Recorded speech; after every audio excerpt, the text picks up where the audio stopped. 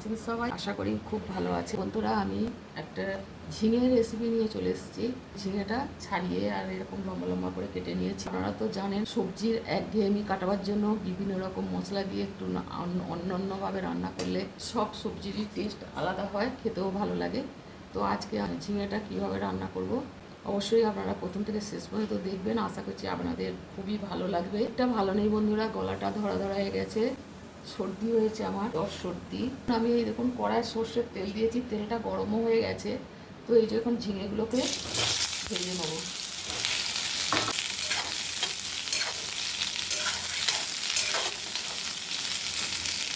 আঁচটা জোর করে দিয়ে আর ঝিঙেগুলোকে একটু নিচ্ছি। আর এদিকে নিয়েছি তোমার সাদা সর্ষে, পোস্ত, আর এখানে নিয়েছি কাঁচা লঙ্কা। এইগুলো একটু বেটে নিয়ে আসবো। ঝিঙেটাকে এই যে একটু ভেজে নিয়েছি, ভেজে না নিলে এটা একটা হালি হালি গন্ধ বেরোয়। এবার এর মধ্যে সামান্য একটু হলুদ দিয়ে দিচ্ছি, 1 চিমটের মতো, আর একটু এই যে লঙ্কার গুঁড়ো অল্প দিচ্ছি। আর ঝালটা আপনারা আপনাদের পছন্দ মতো নেবেন ঝাল। আর এবার এখানে রয়েছে সাদা সর্ষে, পোস্ত আর কাঁচা লঙ্কা বাটা, এটাও দিয়ে দিচ্ছি। লবণ দিতে হবে।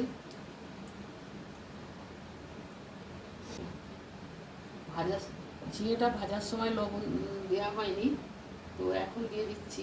কারণ ভাজার সময় লবণ দিলে ঝিঙে একদম নরম হয়ে মানে দেখতে পাওয়া যাবে না, ওই জন্য এখন দিলাম লবণটা। এইটা ভালো করে এর সাথে মিশিয়ে দিলাম মশলাটা। আর এখানে 2টো কাঁচা লঙ্কা ওপরে দিয়ে দিচ্ছি। এবার এইটা কিছুক্ষণ রেখে দিচ্ছি ঢাকা দিয়ে।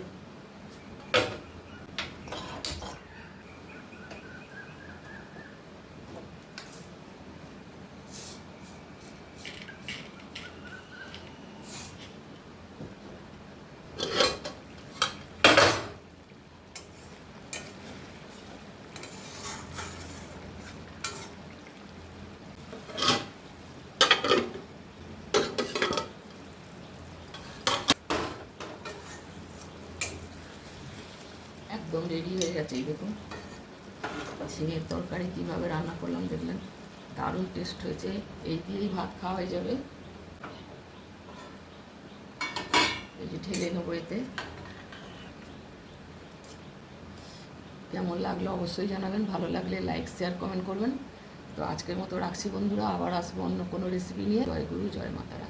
হ্যালো বন্ধুরা, ভিডিওটা তৈরি করার সময় কোনো কারণবশত কিছুটা অংশ বাদ হয়ে যায়। সেটা হলো ঝিঙেটা যখন মশলা মাখিয়ে ম্যারিনেট করার জন্য ঢাকা দিয়ে রেখেছিলাম, তারপর কড়ায় কিছুটা সর্ষের তেল দিয়ে গরম হলে কিছুটা মেথি ফোড়ন দিয়ে তারপর এই ম্যারিনেট করা ঝিঙেটা ঢেলে দিয়ে একটু মিশিয়ে নিয়ে ঢাকা দিয়ে দিয়েছিলাম।